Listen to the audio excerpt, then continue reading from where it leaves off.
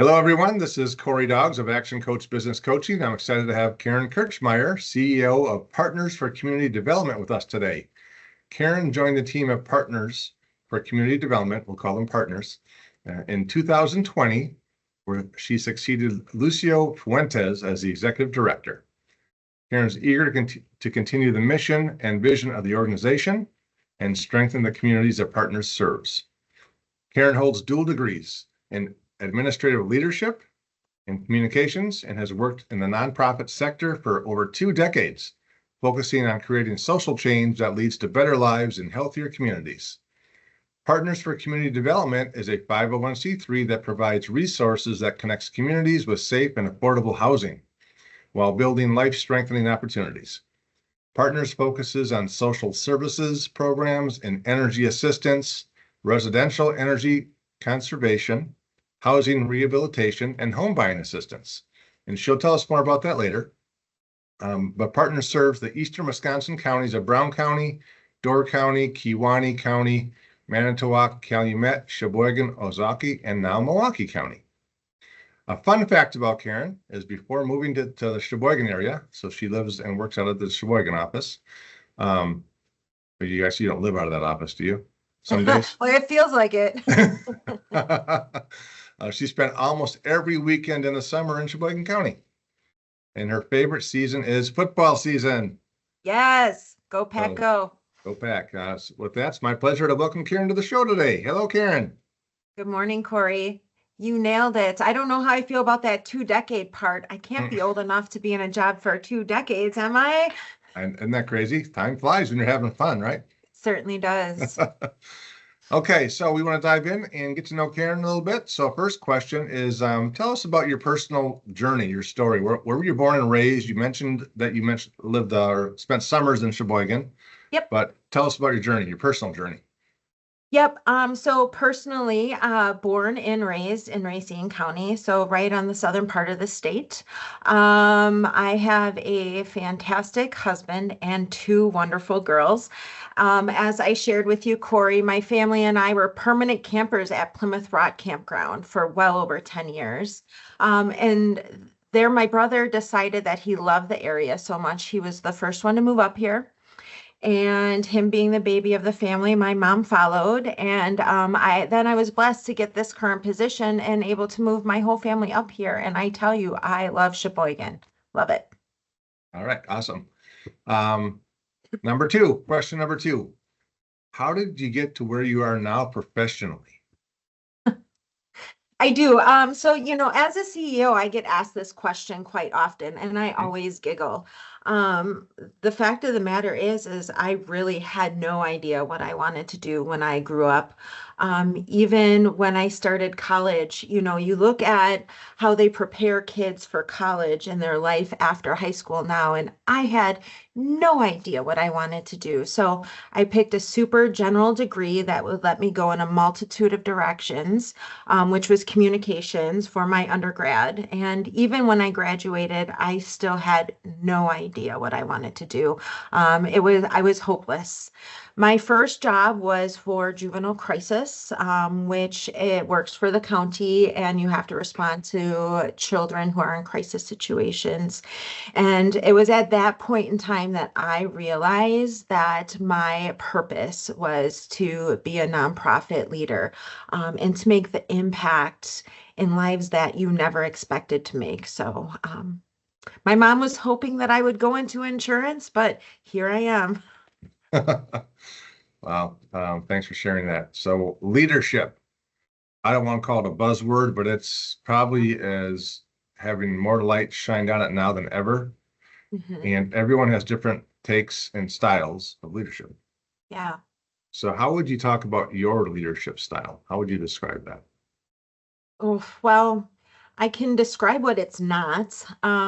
What I never want to be. I never want to be the smartest person in the room.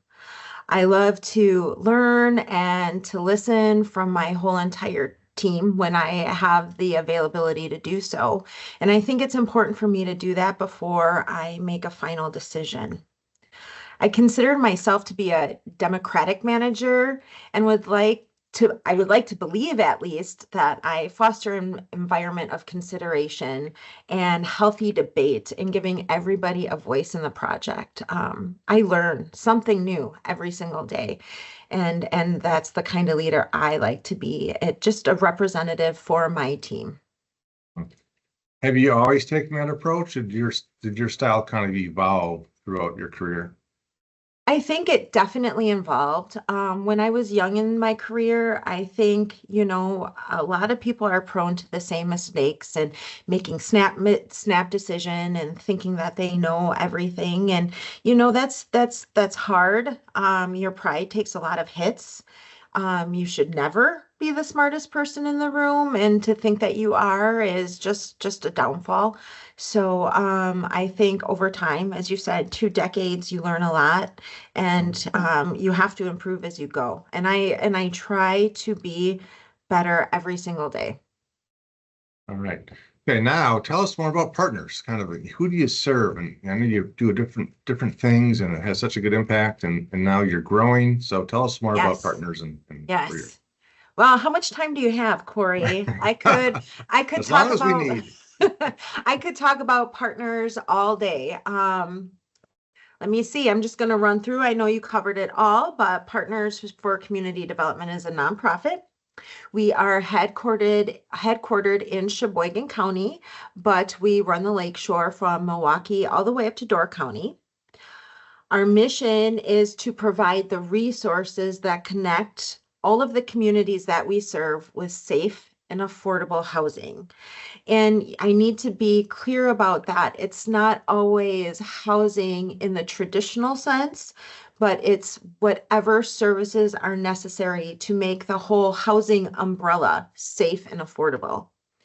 And I say that because we offer services like weatherization, which is our biggest program, and we offer that program in our entire footprint.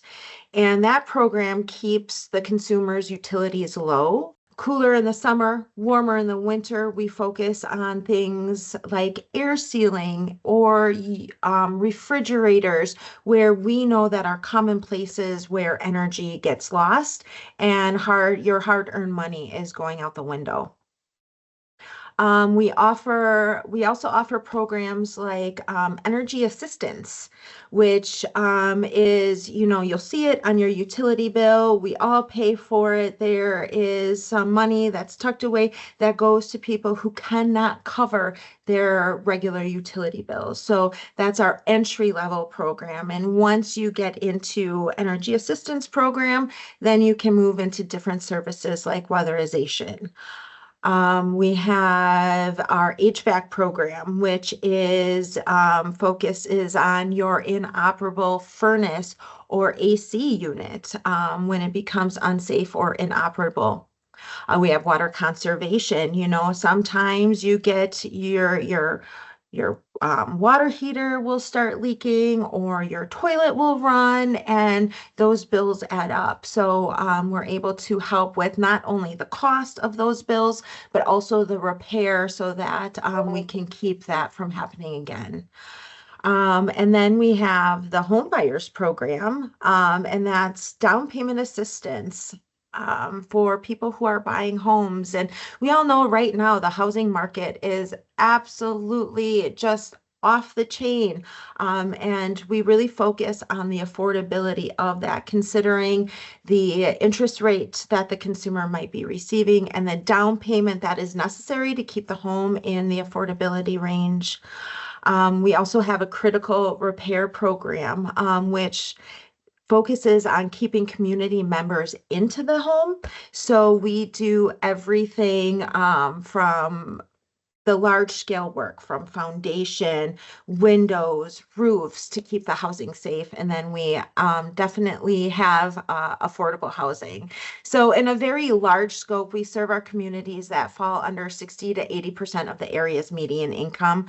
But more recently, that income bracket has expanded. And, a lot of times people will be like, well, what the heck is an income bracket? What does that mean? And it's basically that majority of our services are income based, and it really depends on the household members that are in your home. So if you think that you may be qualified, you should go to our website and check it out. Okay. I hope I didn't take too long, Corey. No, I just that's go and amazing, go all and those go. things, but it all starts though with energy assistance, getting some help with that, and that opens the door to even more opportunities for assistance. Yep, and I mean energy assistance plays right into weatherization. So you Right. have to be approved through energy assistance in order to get services like weatherization, our HVAC services, but not necessarily our critical repair or our housing Oh, programs. okay. So the home buyers program, how do they work with the lender that comes to you? Do they go to you first? How does that work? So we ask that you have a lender. We ask that you already be pre-approved for a home. And then once you get that pre-approval, you can come to us. Hmm, Gotcha. Yep, Okay. yep. And I mean, sometimes it ranges. Like I said, we can't give you we'll give you $6,000 for down payment assistance. I can say that $6,000 will be the lowest you get. But with the housing crisis more Right. recently, we've been given a lot more. Okay. All right. Okay, next question. So you've been CEO now for a stretch. When did you realize you had the confidence that you could step into a role like you're in for an organization the size of Partners and handle it? Oh, this is a tough question for me, Corey, especially, I mean, the fact that my predecessor, Lucio, is in my bio is pretty darn significant. He was the founder and the executive director of this organization for over 45 years. Wow. Yeah, so those are tremendous shoes to fill. And still, every day I suffer from imposter syndrome. Confidence is definitely dependent on the day and everything that's going on. The fact is that not everybody wants to be a leader, but somebody has to do it. And I knew that I could be one of those people who do it. So, not every day is easy, but every day is definitely worth it. Wow. That's awesome. Okay, now being the CEO, um, Yes. a lot of people that have never been in your shoes Yeah. or a CEO's shoes or business owner's shoes Yeah. have a perception of what it's like to be a business owner and or CEO. Yeah. We call those myths, right? So, Yes. is there anything you want to add or share to those out there? What's it like, and what are some of the myths that maybe or stereotypes that are out there? Like, hey, it's not always sunshine and roses. Yeah, it certainly is not. I think the biggest myth that I I would love to highlight is, that you get to be your own boss, right? That you're the Mhm. CEO, you're at the top of the organization, you get to do what you want.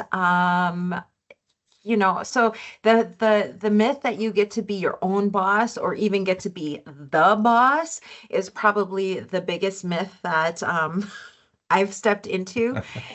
As a CEO, I have more responsibility and obligations than ever before.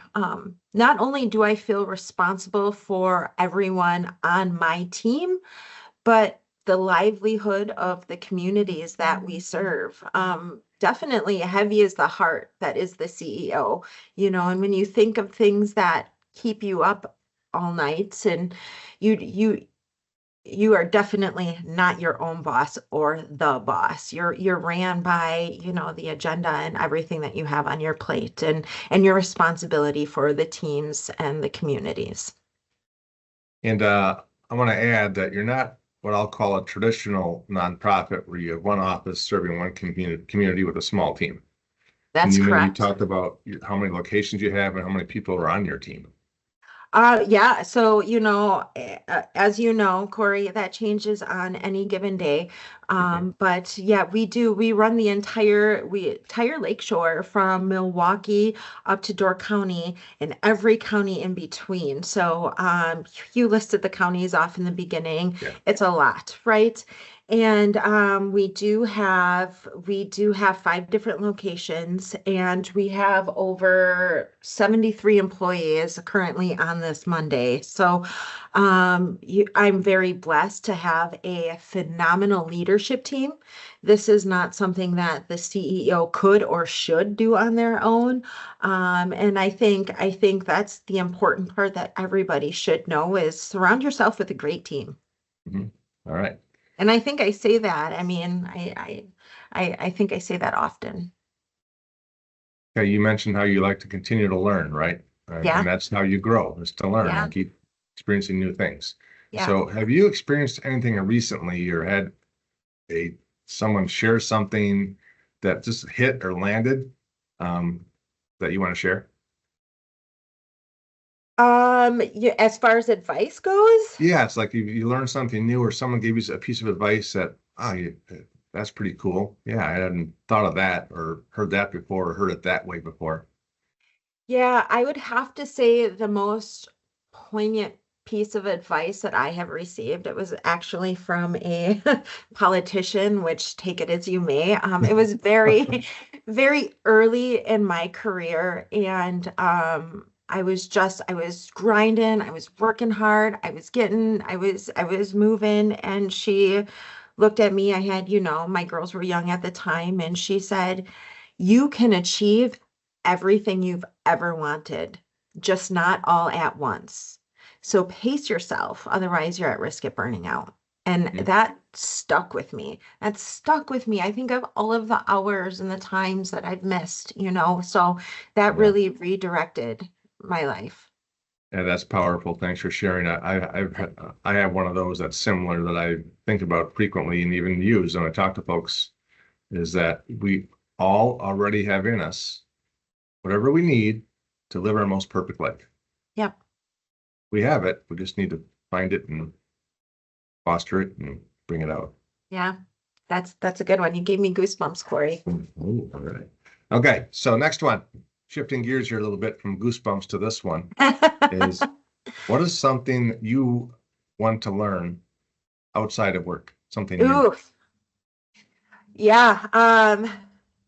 I've always wanted to cross stitch. But as I add on those decades to my work career, my vision has also experienced decades of work. And my vision is not what it used to be. So I'm thinking that I maybe switch to crocheting. I definitely need a hobby. Mhm. I think I've shared with you, Corey, my daughter recently had a pretty significant accident. She's been home a lot and doing a lot of things. So I bought her a crochet kit for beginners, and needless to say, she never picked it up. So I think I'm going to have to give it a shot. All right. Okay, looking ahead for partners, Mm. like 1 to 3 years, where do you see the number one area of growth and development being for partners? Well, absolutely. I mean, our mission is to connect our community with safe and affordable housing. And, that is the number one issue that is facing every single one of the communities that we serve. The problem is so vast. So I know that partners partners can make a difference, and we need to decide where we can make the biggest difference, and we need to focus on that and do it every day. Affordable housing is tremendous, so I'm pretty sure that you'll be hearing more about that from us. Okay. And then on the flip side, what do you see as being the number one challenge to achieving that? Um, Wrong week for that question, Corey. Oh, I'm going to have to say politics, and I'm going to leave it right there. okay. Okay, Definitely. last question before we start wrapping up is what advice do you have for leaders, CEOs, business owners who are trying to do it all on their own? You've already Yep. shared some of that, but share a little more. Yep. I alluded to that before. Don't do it all on your own. It would be absolutely silly for you to do it all by yourself. Surround yourself with people who are as equally dedicated as you are. There is power in numbers, so never do it alone. Okay, now to wrap up, um, it's shout out time. I know you've had a lot of mentors and people that have influenced you on your journey, and we always like to give folks a chance to give shout outs to them, if you so choose. Yeah, I do. There has been so many leaders that came before me who really gave me the opportunity to grow. Right from my first one in juvenile crisis, my supervisor Denise, and then switching positions. I had great supervisors, Amy and Katie, who always gave me the support that I needed. But there is one person who sticks out in my head more than anybody, and his name is Rodney Prunty. He is the former CEO of United Way of Racine County and my self-declared mentor. He taught me so much about being a leader, not a boss, but a leader. He was willing to have those difficult conversations with me when nobody else was. He led by example, which I think is tremendous for any leader. And I can say for certain that I would not be where I'm at without the support of Rodney Prunty. I know that he's moved on to bigger and better things. He is now the CEO of the United Way in New Mexico. Wow. So he's doing incredible. I know his wife loves the warm weather. They do not miss the snow, but he will always go down in my book as my number one. Okay, thank you. Now, just to wrap up, how can someone learn more about partners? And then how can someone get in touch with you if they have questions or your team? Ooh, great question. I think the first place to start, Corey, would just be going to our website, www.partners, the number four, and then cand.com. Bailey Fergans, who is our marketing and outreach manager, has done a great job of putting all of the information on our website, which is easy to understand. And then all of our contact information is there too. So it's like a one-stop shop. You can get your applications for the programs that we have. You can learn about the resources, find out about any upcoming events that we have, which there's some doozies coming up. Mhm. Bailey's been working really hard. I suggest anybody just checking that out. Okay. And again, it's www.partners4cd.com. Nailed it. Okay. All right. Awesome. Well, that's all the time we have for today. But Karen, it was great getting to know you more, and thanks for sharing. Thanks, Corey.